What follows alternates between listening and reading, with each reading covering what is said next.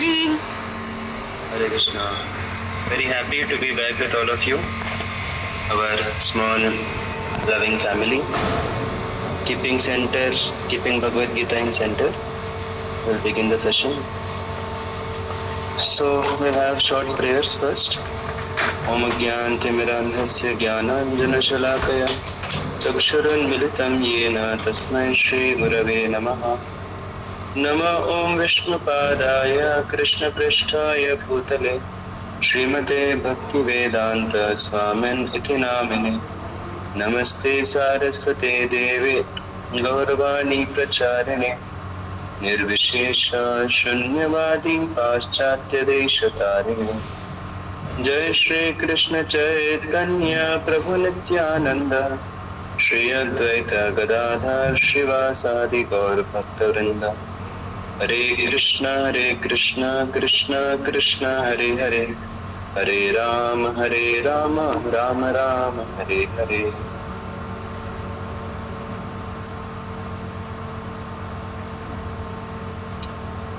हरे कृष्णा। तो पहले session start करने से पहले हम एक सवाल लेंगे जो कि जिज्ञासा फोरम में पूछा गया है निशा माता जी द्वारा। तो सवाल है कि भगवत गीता के अनुसार जीवदया और आत्मरक्षा के बीच संतुलन कैसे बनाया जाए। ओके, तो देखिए आत्मरक्षा की अगर बात की जा रही है तो हम इसको दो प्रकार से समझ सकते हैं। एक है प्रोटेक्शन के मामले में, मतलब अगर हमारी जान को खतरा है, अगर उसके बारे में बात की जा रही है तो हमारे सारे शास्त्र बोलते हैं कि self preservation is the first principle, मतलब खुद को बचाना ये फर्स्ट प्रिंसिपल है।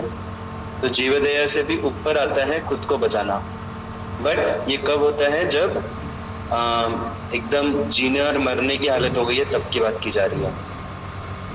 और अगर हम बात करें सेल्फ प्रिजर्वेशन की क्रिटिकल टाइम में नहीं, नॉन क्रिटिकल टाइम में, लाइक हम जीवदया और अपने खुद के ऊपर जो क्या बोलते हैं सेल्फ केयर, अगर हम सेल्फ केयर की बात कर रहे हैं, सेल्फ प्रिजर्वेशन की बात नहीं कर रहे, तो उसमें बैलेंस होना चाहिए। हमें दोनों भी इम्पोर्टेंट है, जीवदया और सेल्फ केयर भी इम्पोर्टेंट है, क्योंकि हम खुद का केयर रखेंगे तभी जाके हम दूसरों का केयर ले पाएंगे। लेकिन खुद का केयर में इतना भी ज़्यादा उलझ नहीं जाना चाहिए कि हम दूसरों का केयर ले ही ना पाए। तो वो दोनों का बैलेंस बहुत इम्पोर्टेंट है।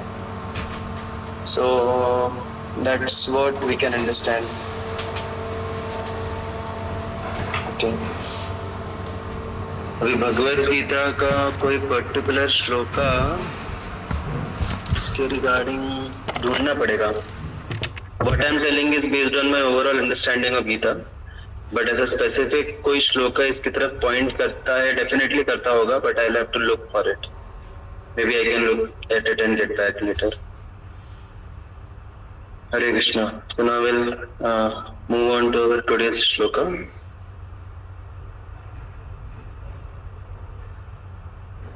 तो आज का श्लोक है भगवद गीता के छठे अध्याय का 36वां श्लोक। तो सभी कृपया साथ में रिसाइट कीजिए।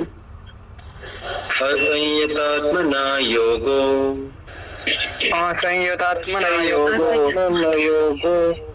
दुष्प्राप इति मे मतिः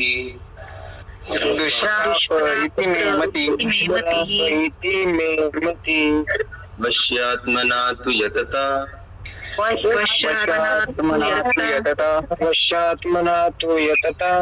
शक्यो वाप्तुम् उपायतः।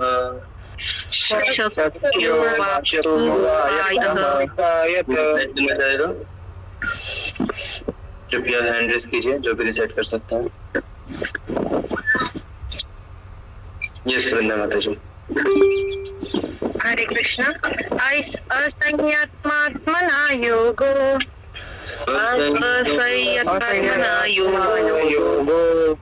दुष्प्राप इति मे मतिः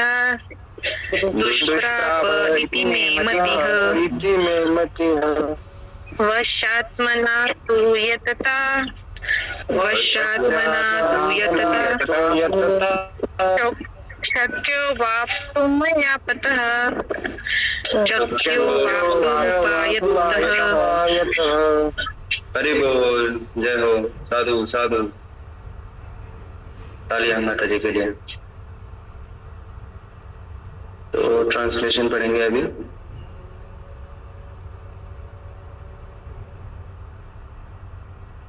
कल्याणी माता जी है मीटिंग में। गीता टुडे कौन है? Who has joined us Gita today? Shruti माता जी। Yes. Okay, please पढ़िए। For one whose mind is unbridled, self-realization is difficult work, but he whose mind is controlled and who strives by appropriate means is assured of success. That is my opinion. Hare Krishna, thank you so much. तो यहाँ पे आत्म साक्षात्कार और मतलब basically आत्म साक्षात्कार का जो पथ है, का जो कार्य है, उसमें मन का जो इन्वॉल्वमेंट होता है वो यहाँ पे बताया जा रहा है। क्योंकि हम सभी जानते हैं कि हमारा जो एग्जिस्टेंस है वो मल्टी लेयर्ड है। बहुत ही अगर ऊपरी स्तर पे देखें तो ये शरीर है, शरीर स्थूल पदार्थ का बना हुआ है, इंद्रियों का बना हुआ है, और शरीर के अंदर आता है मन, मन के और डीपर लेवल का एग्जिस्टेंस है इंटेलिजेंस, और डीपर लेवल पे जाते हैं तो अहंकार, और उससे भी डीपर लेवल पे जाते हैं तो आत्मा। ओके, तो जब हम खुद को देखते हैं तो हम खुद को इस मन के द्वारा देखते हैं। ये मन जो है ये एक मिरर की तरह है या फिर एक खिड़की की तरह है। हम इस पूरी दुनिया को भी मन के द्वारा देखते हैं और खुद को भी मन के द्वारा देखते हैं। तो आप इमेजिन कीजिए कि सपोज कोई एक पानी का ग्लास है, ओके, और उस पानी के ग्लास में नीचे उसका जो फ्लोर है वहां पे कॉइन रखा हुआ है, या फिर सपोज एक पेपर रखा हुआ है, पेपर या जो भी है, ऐसा कुछ तो प्रिंटेड कुछ तो रखा हुआ है, ओके, और आपको बोला जाए कि आपको उसको पढ़ना है, उस पर क्या लिखा हुआ है आपको पढ़ना है। तो उसके लिए क्या जरूरी है? अगर आप पढ़ना चाहते हो, एक ग्लास है, ग्लास के जो क्या बोलेंगे बॉटम में कुछ तो लिखा हुआ है और आपको पढ़ना है, और उस ग्लास में पानी भरा हुआ है, तो उसके लिए एक नेसेसरी कंडीशन क्या होनी चाहिए? पानी क्लियर होना चाहिए। हाँ, पानी क्लियर होना चाहिए, पानी अनडिस्टर्ब होना चाहिए, स्टैटिक होना चाहिए पानी। बट अगर पानी कंटिन्यूसली टर्बुलेंट है या फिर पानी में बहुत कुछ मिश्रण है, तो फिर आप क्लियरली उसको पढ़ नहीं पाओगे ना। तो कुछ हो सकता है, कुछ झलक दिखे, डेफिनेटली हम देख तो पाएंगे और हम ये भी देख पाएंगे कुछ तो लिखा हुआ है, लेकिन एग्जैक्टली क्या लिखा है वो हम नहीं पढ़ पाएंगे। तो इसीलिए हमारी जो चेतना है, हमारी जो कॉन्शियसनेस है, वो इस मन रूपी मिरर या फिर मन रूपी खिड़की के थ्रू इस पूरी दुनिया को और खुद को देखती है। तो इसके लिए बहुत जरूरी है, अगर हमें खुद को प्रॉपरली देख पाना है और इस दुनिया को प्रॉपरली देख पाना है, तो बहुत जरूरी है कि जो मन रूपी जो लेयर है ये अनडिस्टर्ब हो, इसके अंदर बहुत ज्यादा टर्बुलेंस ना हो। अगर टर्बुलेंस रहेगा तो फिर हमें क्लियर पिक्चर नहीं मिल पाएगी चीजों की। तो इसीलिए जब हम खुद को देखते हैं तो हमें अपना रियल अंडरस्टैंडिंग नहीं दिखता, हम अपने रियल सेल्फ को नहीं देखते, हम अपने एक क्या बोलेंगे परवर्टेड सेल्फ को देखते हैं। जैसे अगर वही शीट है, वो शीट व्हाइट कलर की है, लेकिन जो पानी है वो रेड कलर का है, तो कोई व्यक्ति देखेगा तो उसको शीट भी रेड कलर की दिखेगी, क्योंकि बीच का जो लेयर है वो रेड कलर का है, भले ही शीट व्हाइट कलर की हो। तो हमारे मन के अंदर बहुत कुछ है, हमारे मन के अंदर अलग अलग स्क्रिप्ट्स हैं पहले की लिखी हुई, हमारे जो भी हमारी हर एक एक्टिविटी के साथ, हर एक एक्सपीरियंस के साथ हमारे मन के ऊपर बहुत सारी अलग अलग स्क्रिप्ट्स लिख जाती हैं। बेसिकली मन जो है उसको हार्ड डिस्क से भी कंपेयर किया जाता है। जैसे कंप्यूटर में जो भी डेटा रहता है वो हार्ड डिस्क में जाके स्टोर होता है। तो हार्ड डिस्क के अंदर अगर वायरस आ गए और वो वायरस ने अगर सारी फाइल्स को करप्ट कर दिया, तो जब हम फाइल्स को एक्सेस करने जाएंगे तो हमें करप्टेड फाइल्स मिलेंगी ना। तो उसी प्रकार से हमारा जो मन है वो भी हार्ड डिस्क की तरह है, और हमारे जितने भी एक्सपीरियंसेस है, जितने भी अनुभव है हमारे जीवन के, वो सारे एक्सपीरियंस इस मन रूपी हार्ड डिस्क में स्टोर होते जाते हैं। और फिर जब हम इस मन रूपी लेयर के थ्रू हम खुद को देखते हैं तो हम नहीं दिखते, हमें हमारा एक स्क्रिप्टेड वर्जन दिखता है। मतलब हम भी हैं और उसके ऊपर जो अलग अलग स्क्रिप्ट्स हैं, जो एक्सपीरियंसेस हैं, उसके अनुसार हम खुद को देखते हैं। इसीलिए हर एक व्यक्ति का स्वभाव अलग अलग रहता है। कोई व्यक्ति बहुत गुस्सैल रहता है, कोई व्यक्ति बहुत ही करुणामय रहता है, कोई व्यक्ति एक्सट्रोवर्ट रहता है, कोई व्यक्ति इंट्रोवर्ट रहता है। तो ये सब अलग अलग स्वभाव क्यों है? क्योंकि जन्मों जन्मों से बहुत सारी स्क्रिप्ट्स हमारे मन रूपी लेयर के ऊपर लिखी हुई है हमारे एक्सपीरियंसेस के थ्रू।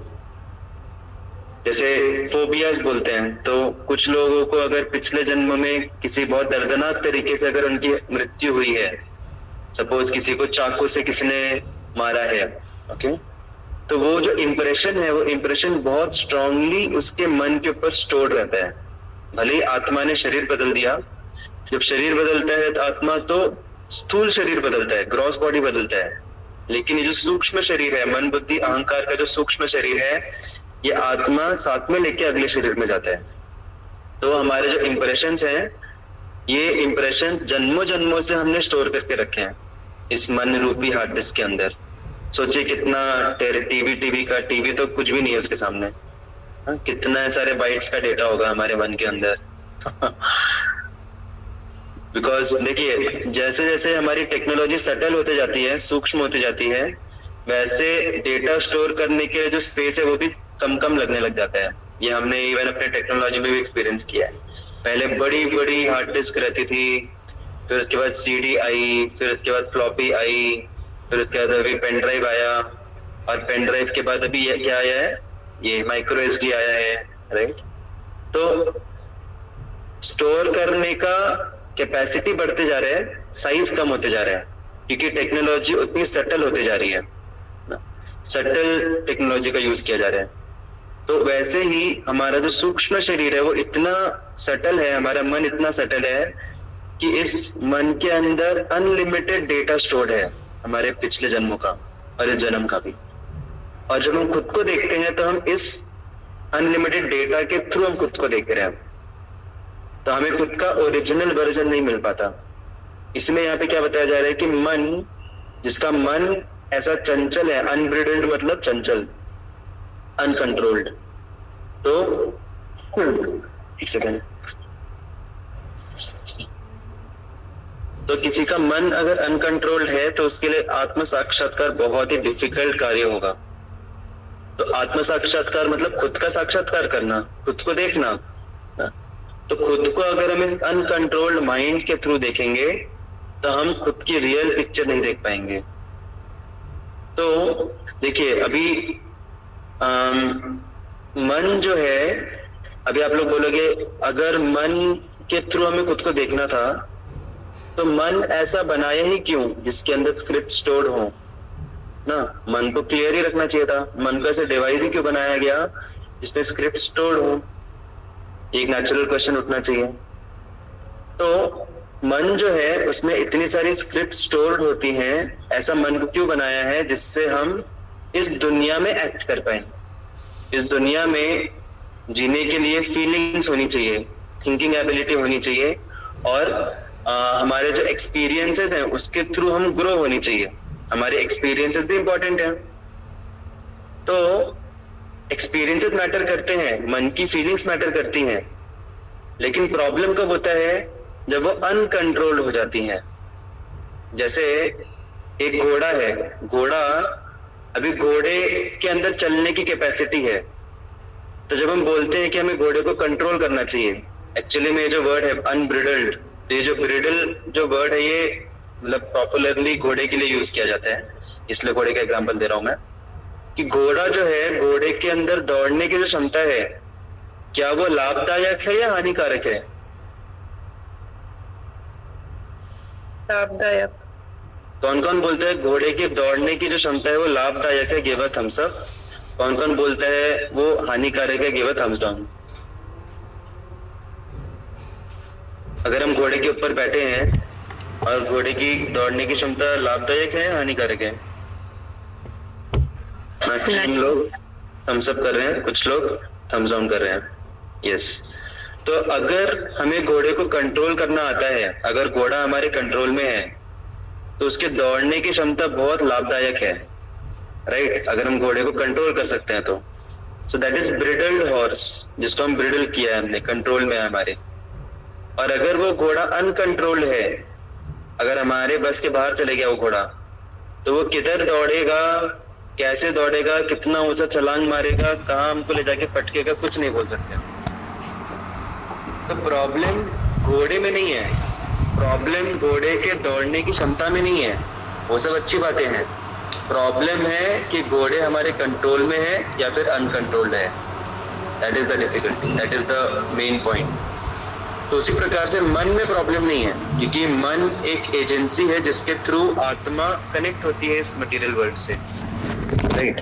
आत्मा जैसे जो यूजर है, यूजर हार्डवेयर को यूज करता है सॉफ्टवेयर के द्वारा।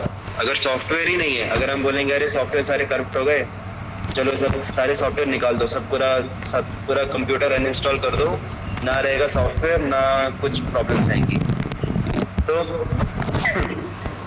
प्रॉब्लम्स डेफिनेटली नहीं आएंगी। लेकिन हम हार्डवेयर का यूज भी नहीं कर सकते, कंप्यूटर का हम यूज भी नहीं कर पाएंगे। तो इसी प्रकार से मन जो है वो एक सॉफ्टवेयर की तरह है, जिसके थ्रू आत्मा दिव्य है, और ये जो पूरा दुनिया है ये बहुत स्थूल है, ग्रॉस है ये मटेरियल वर्ल्ड बहुत, और आत्मा बहुत ही सूक्ष्म है, आत्मा दिव्य स्तर पे है। तो आत्मा को इस मटेरियल वर्ल्ड से कनेक्ट कौन करता है? वो करता है मन। तो अभी जो मन है वो होना चाहिए कि नहीं होना चाहिए? लेकिन मन तो हमें इस मटेरियल वर्ल्ड से कनेक्ट कर रहे हैं। मटेरियल वर्ल्ड से कनेक्ट होना चाहिए कि नहीं होना चाहिए? वाह, आप लोग समझदार हैं, मैक्सिमम लोग थम्स अप कर रहे हैं। क्यों होना चाहिए आत्मा को मटेरियल वर्ल्ड से कनेक्ट?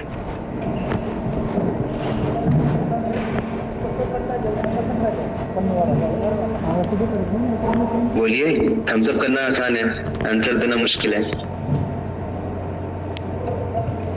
आत्मा को मटेरियल वर्ल्ड से कनेक्ट क्यों होना चाहिए? Yes, exactly. Tejas Blue got it right. So that we can serve Krishna in this material world. ये जो मटेरियल वर्ल्ड है ये भगवान की शक्ति है, तो जिससे कि हम इस शक्ति को भगवान के लिए इस्तेमाल कर पाए, इसके लिए कनेक्ट होना जरूरी है, और वो कनेक्शन जोड़ता है मन। So because of mind we are able to interact with this world, and that interaction is definitely important so that we can utilize this whole world in Krishna's service. और मन की जो स्टोर करने की capacity है ये भी लाभदायक है या हानिकारक है? लाभदायक है, क्योंकि आप सोचिए अगर हमारा कोई ऐसा व्यक्ति जिसके अंदर कोई फीलिंग्स ही नहीं है, एकदम नीरस व्यक्ति है, तो बेसिकली उसका जीवन कितना ये हो जाएगा, क्या बोलेंगे, मतलब उसके जीवन में कुछ फीलिंग्स ही नहीं रहेंगी, तो कैसे इंटरेक्ट करेगा लोगों के साथ?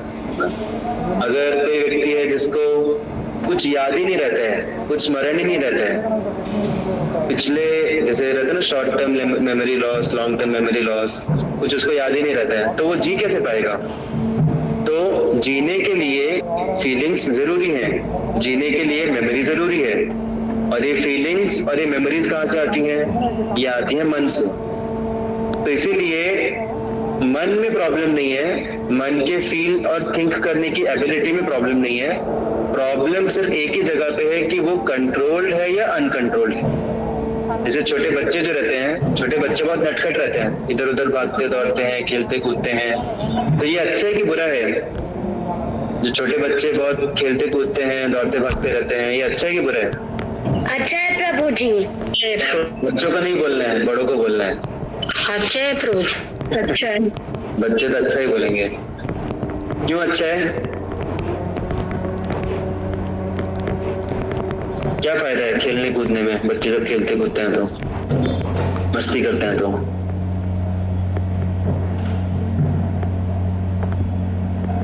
हाँ वेरी गुड, सारे मैक्सिमम आंसर आज तेजस्वी दे रहे हैं, गुड।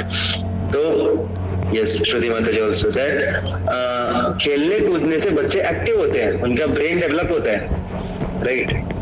उनकी लाइक हेल्थ के लिए अच्छा रहता है खेलना कूदना। तो बच्चे अगर एक्टिव हैं बचपने में तो हमें उनको ज्यादा मतलब ऐसे खेलने कूदने देना चाहिए हमें, जिससे वो एक्टिविटी के थ्रू वो जल्दी ग्रो हो, उनका ब्रेन उनका बॉडी अच्छे से डेवलप हो।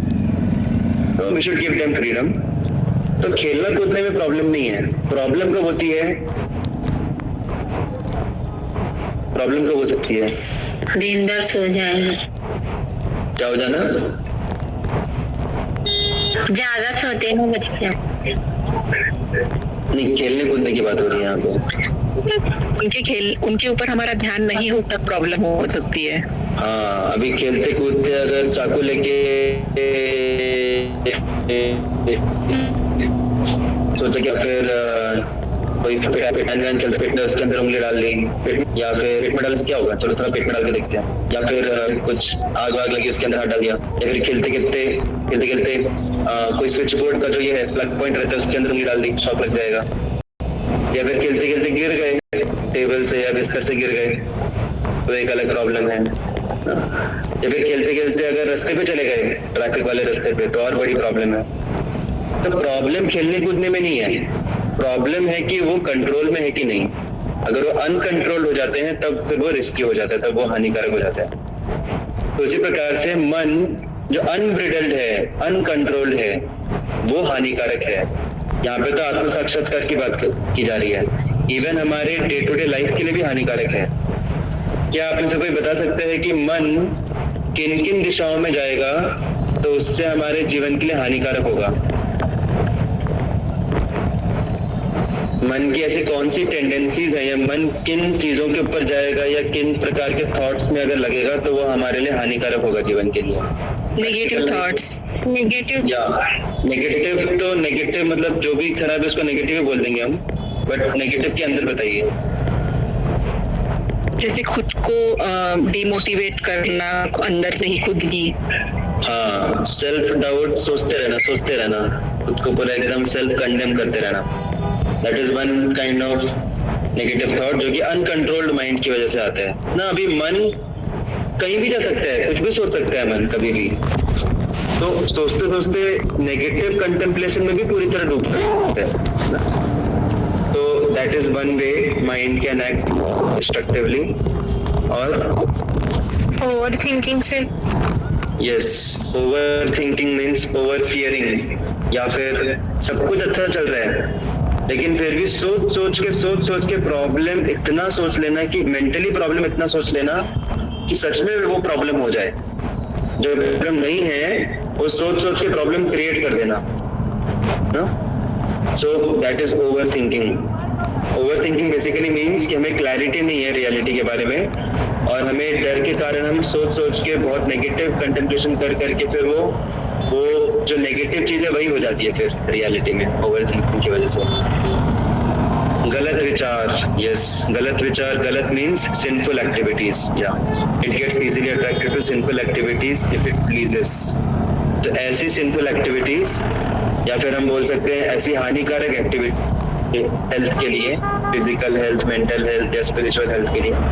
बेसिकली सिंपल एक्टिविटीज मीन्स जो हमारी spiritual health and physical health, mental health के लिए जो हानिकारक हैं, अनहेल्दी हैं, उनको सिंपल एक्टिविटीज बोलते हैं। तो ऐसी सिंपल एक्टिविटीज जो करने में अच्छा लगता है उनके तरफ चले जाना मन। कई बार हम लोग संकल्प लेते हैं कि नहीं बस आज से नहीं, अब बिल्कुल नहीं, लेकिन फिर भी मन, हमने संकल्प लिया है लेकिन मन ने लिया है क्या संकल्प? मन ने नहीं लिया है। मन का तो काम है घूमना फिरना इधर उधर। तो मन दौड़ते भागते फिर उन दिशाओं में अगर चले जाएगा तो वो हमारे लिए हानिकारक होगा फिर। So that is one more direction, one more domain where it is, या प्रॉब्लम्स को मैग्नीफाई करना। यस, छोटी सी कुछ तो प्रॉब्लम हुई और उसके बारे में सोच के उसको और मैग्नीफाई कर देना। से समथिंग बैड, ओके, या तो कुछ तो किसी ने कुछ बोल दिया उसके बारे में सोचते रहना। तो ये सारे जो नेगेटिव कंटेम्पलेशन है माइंड के, ये क्यों होते हैं? क्योंकि अनकंट्रोल्ड माइंड की वजह से। मन सोचते सोचते कभी कभी इन डायरेक्शंस पे चले जाते हैं। तो इसीलिए बहुत जरूरी है कि मन को हम कंट्रोल करें, मन को हम इन डायरेक्शंस में ना जाने दें। क्योंकि वही यहाँ पे बताया है कि he whose mind is controlled and who strives for appropriate means is assured of success।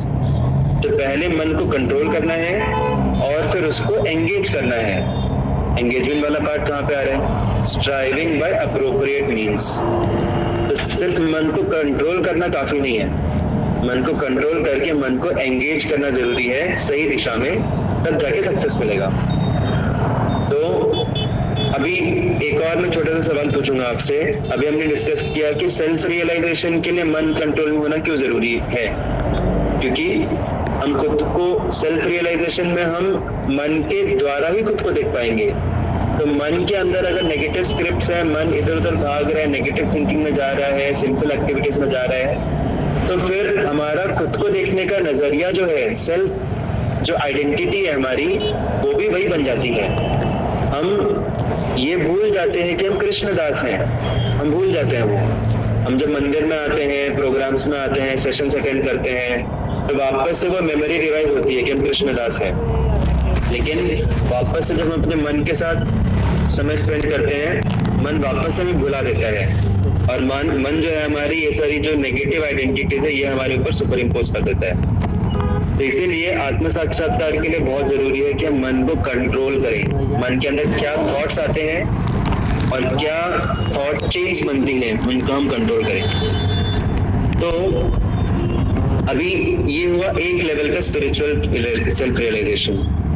अगर हम डीपर लेवल के सेल्फ रियलाइजेशन की बात करते हैं, तो आत्म साक्षात्कार का मतलब सिर्फ ये नहीं है कि हम आत्मा के स्तर पे खुद को समझे। आत्म साक्षात्कार का एक एडवांस्ड अंडरस्टैंडिंग है कि हम कृष्ण के साथ हमारा जो संबंध है उसको पुनर्जीवित करें, उसको हम रिवाइव करें। तो अभी आप लोग मुझे बताइए कि ये जो अनकंट्रोल्ड माइंड है, ये हमारी कृष्ण कॉन्शियसनेस में कैसे बाधा बनता है?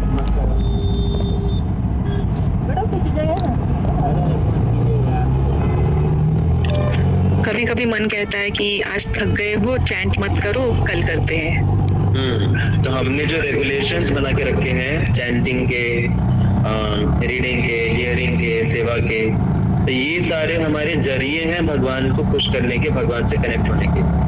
और मन जो है, मन हमें अलग अलग बहाने देता है। बहुत अच्छा माता जी ने यहाँ पे वो बताया, मतलब प्रैक्टिकल बताया बहुत। मन ये नहीं बोलेगा कि मत कर, मन क्या बोलेगा?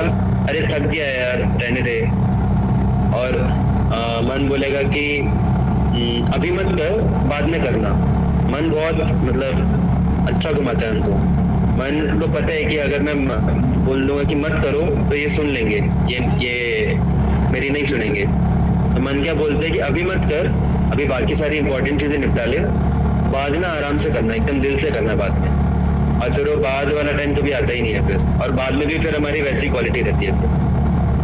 तो इस तरीके से मन हमारे जो कृष्णा कॉन्शियस एक्टिविटीज हैं उनसे हमें भटकाता है दूर, राइट। दूसरे तरीके से मन कैसे भटकाता है? हम कार्य करते हैं, मैकेनिकली हम कार्य कर रहे हैं, चैंटिंग कर रहे हैं, रीडिंग कर रहे हैं, हियरिंग कर रहे हैं, लेकिन मन कहीं और है, मन कहीं और ही घूम रहा है। मन अमेरिका में है, या तो मन हमारे किचन में है। अभी आप में से भी सब लोग सेशंस अटेंड कर रहे हैं। आई कैन से कि किसी का 99% मन होगा सेशन में, किसी का 98% होगा, किसी का 50% होगा, किसी का 20% होगा। तो सब लोग सुन रहे हैं, अंदर सबके कान के अंदर सबके जा रहे हैं, लेकिन वो अंदर तक कितना जा रहे हैं वो मन के ऊपर डिपेंड करता है। अगर मन के अंदर चल रहा है कि अरे यार उसने मुझे वैसे बोल दिया था, भी क्या करूँ मैं, उसको कैसे उल्टा जवाब दूँ मैं, या फिर मन के अंदर चल रहा है कि अरे आज डिनर में ये क्यों बना दिया, मेरे को तो वो पसंद था ना, या फिर कल क्या होगा वगैरह वगैरह, ये सब अगर चल रहा है मन में, तो हम सुन रहे हैं लेकिन अंदर तक नहीं जाएगा वो नॉलेज, कि मन बीच में डिस्टर्ब है, पूरा टर्बुलेंस है मन के अंदर। तो इस प्रकार से मन जो है वो हमारे सेल्फ रियलाइजेशन में और कृष्णा कॉन्शियसनेस में बाधा बनता है। बहुत सारे इसके अलग अलग अभी फैक्टर्स है, उसमें हम जाएंगे तो पूरा अच्छा खासा डिस्कशन होगा, but there is important positive solution also that is required. तो मन को कंट्रोल करने का जो तरीका है वो, जैसे अभी घोड़ा है, घोड़े को कोई भी ऊपर बैठ के कैसे भी कंट्रोल कर सकता है क्या? नहीं, उसके लिए एक ट्रेन्ड पर्सन चाहिए, उसके लिए प्रॉपर। हरे कृष्ण प्रभु, मैं सेशन में हूँ अभी, I call back after 5 minutes. तो देखिए, मन को कंट्रोल करना इतना आसान नहीं है कि कोई भी बैठ के घोड़े को कंट्रोल नहीं कर सकता। उसके लिए एक प्रॉपर तरीका चाहिए, there is a proper set of techniques which has to be used. Trained person लगता है, ट्रेनिंग लगता है, उसके थ्रू माइंड को घोड़े को कंट्रोल कर पाते हैं, ब्रिडल कर पाते हैं। उसी प्रकार से मन को कंट्रोल करना भी ऐसा नहीं है कि चलो आज हमने सेशन सुना, आज बैठ के बस हम मन कंट्रोल करेंगे, ऐसा नहीं होता। It doesn't work, it's not so simplistic. उसके लिए मन को समझना पड़ेगा और there is a set of technique. जैसे किसी को अगर घोड़े को कंट्रोल करना है तो उसको किसी ऐसे व्यक्ति के अंदर ट्रेनिंग लेना पड़ता है जिसका मन कंट्रोल में है ना, सॉरी, जिसके घोड़ा कंट्रोल में है। उसने ट्रेनिंग लेके फिर वो घोड़े को कंट्रोल कर पाएगा। तो उसी प्रकार से अगर हमें मन को कंट्रोल करना है तो हमें प्रॉपर ट्रेनिंग लेना होगा ऐसे व्यक्ति के द्वारा जिसका खुद का मन कंट्रोल में है। तो definitely I can tell with 200% guarantee that I am definitely not that person जिसका मन कंट्रोल में है। मेरा मन भी बहुत अनकंट्रोल्ड है and I am also struggling a lot with that, but still we all can together try to control our mind by taking help of Srila Prabhupada, जो हमारे आचार्य हैं।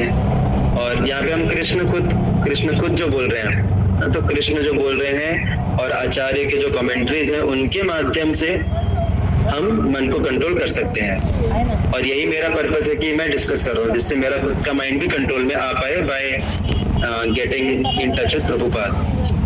तो हमारे आचार्यगण क्या बताते हैं कि मन को अगर कंट्रोल करना है तो उसके लिए बहुत जरूरी है कि हम बुद्धि का इस्तेमाल करें और हम इंद्रियों का इस्तेमाल करें, क्योंकि मन जो है हमारा वो बुद्धि से कनेक्टेड है एक साइड में और दूसरे साइड में इंद्रियों से कनेक्टेड है ना? तो बुद्धि अगर हमारी कन्विंस्ड है कि ये चीज सही है, ये चीज अच्छी है और ये चीज बुरी है, बुद्धि के द्वारा अगर हम कन्विंस्ड हैं तो कुछ हद तक हम खुद को कंट्रोल कर सकते हैं। जैसे कई बार हमें पता रहता है कि हमें कोई चीज नहीं करनी है, हमारे लाइफस्टाइल में हमें सुधार लाना है, हमारे डाइट में हमें सुधार लाना है, लेकिन धीरे धीरे हम ठंडे पड़ जाते हैं। हम लोग कुछ रिजॉल्व्स लेते हैं, फिर धीरे धीरे ठंडे पड़ जाते हैं। लेकिन वापस से अगर हमारे डाइटिशियन या जो भी हमारी केयर ले रहे हैं, अगर हम उनके साथ वापस से मीटिंग करते हैं, वापस से उनसे सुनते हैं लॉजिकली कि क्यों हमें ये नहीं खाना चाहिए, क्यों हमें वो खाना चाहिए, राइट, क्यों हमें ऐसा करना चाहिए, वैसा करना चाहिए, तो उससे क्या होता है, वापस से हमारी इंटेलिजेंस जो है उसको फूड मिलता है, हमारी इंटेलिजेंस वापस से स्ट्रांग होती है। और फिर जब इंटेलिजेंस स्ट्रांग होती है तो इंटेलिजेंस फिर मन को कंट्रोल करती है। तो इसीलिए टाइम टू टाइम इंटेलिजेंस को फीड करना बहुत जरूरी है। हम ऐसा नहीं बोल सकते कि चलो पिछले महीने हमने सुना था कि हम सभी के अंदर अलग अलग टेंडेंसीज है जो बहुत नेगेटिव है और जिनको हम कंट्रोल करने का बहुत प्रयास कर रहे हैं, जिनको कंट्रोल करना बहुत मुश्किल है। और हमको लगता है कि अरे पिछले महीने तो मैंने इसके बारे में सुना था, फिर भी मेरा मन क्यों जा रहा है, क्यों नहीं जाएगा। जैसे हम अपने शरीर के लिए रेगुलरली फूड लेते हैं, वैसे क्या हमारी इंटेलिजेंस के लिए जरूरी नहीं है रेगुलरली फूड लेना? बहुत जरूरी है। तो इसलिए बहुत जरूरी है कि हम रेगुलरली अपने इंटेलिजेंस को फीड करें इस नॉलेज के साथ जो हमें कंट्रोल करने में हेल्प करता है, चाहे वो शास्त्रों का ज्ञान हो, चाहे वो उस पर्टिकुलर प्रॉब्लम जो हमें अफेक्ट करती है उसके बारे में वो ज्ञान हो। हमें रेगुलरली इंटेलिजेंस को फीड करना चाहिए। दूसरी बात, हमें जो अपना पॉजिटिव सेल्फ चाहिए, जो हम खुद को देखते हैं कि काश मैं ऐसा होता, काश मैं ऐसी होती ना, वैसे भले ही हम ना हो, वैसे भले हम फील ना कर रहे हो, हमें एटलीस्ट एक्ट करना चाहिए वैसा। At least we should start acting in that way, that is at the sensory level, bodily level पे हमें वैसा एक्ट कर देना चाहिए, चाहे मन करे या ना करे। मैकेनिकली सही है लेकिन करना चाहिए वैसा। और फिजिकली हमें ऐसे सिचुएशन से दूर रहना चाहिए जितना हो सके जो हमारे माइंड को और ज्यादा अनकंट्रोल करती है। ऐसे वीडियोस, ऐसे बुक्स, ऐसे लोगों का संग, ऐसे लिटरेचर्स जो कि हमारे माइंड को और ज्यादा अनकंट्रोल करते हैं नेगेटिव डायरेक्शंस में, उनसे दूर रहना चाहिए। और ऐसे लोग जो हमें पॉजिटिव डायरेक्शन में लेके जाते हैं, जिनके साथ मिलके हमारा माइंड थोड़ा कंट्रोल में आता है, जिनसे हमें इंस्पिरेशन मिलता है, मोटिवेशन मिलता है, ऐसे लोगों का एसोसिएशन हमें बढ़ाना चाहिए। तो these were some ways at sensory level, earlier were some ways on intellectual level, और साथ साथ जो मन है उसको भी हमें भगवान की सेवा में एंगेज करना चाहिए। जो भी हम भगवान की सेवा करते हैं, चैंटिंग करते हैं, रीडिंग हियरिंग करते हैं, जो भी करते हैं, उसको कोशिश करना चाहिए कि हम जितना हो सके उतना अपने दिल से करें, जितना हो सके मन लगा के करें उसको। और मन लगाने के लिए बहुत इंपॉर्टेंट फिजिकल लेवल पे हम चीज कर सकते हैं कि हम मल्टीटास्किंग ना करें, क्योंकि मल्टीटास्किंग करने से मन नहीं लग पाता। आप लोग बोलोगे अरे आधे घंटे का सेशन था, 35 मिनट्स का पूरा सेशन था, हमने सुन लिया, तो फिर सब कुछ हमारे अंदर चले जाना चाहिए। लेकिन अगर हम मल्टीटास्किंग करते हुए सुन रहे हैं तो भले हम सुन लेंगे, लेकिन मन उतना एंगेज नहीं होगा, क्योंकि मन का स्वभाव एक टाइम पे एक ही चीज में एंगेज होता है।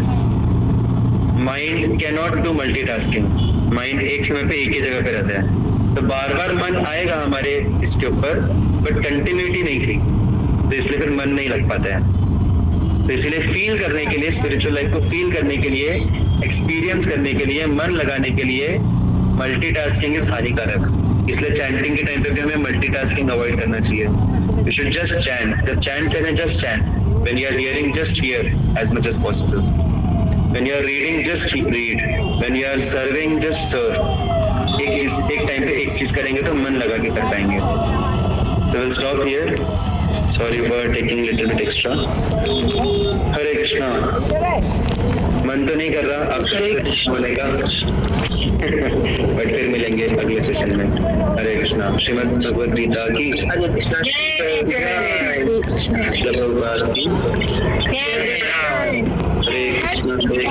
कृष्णा कृष्ण कृष्ण कृष्ण हरे हरे हरे राम राम राम हरे हरे कृष्णा। हरे कृष्ण प्रभु जी।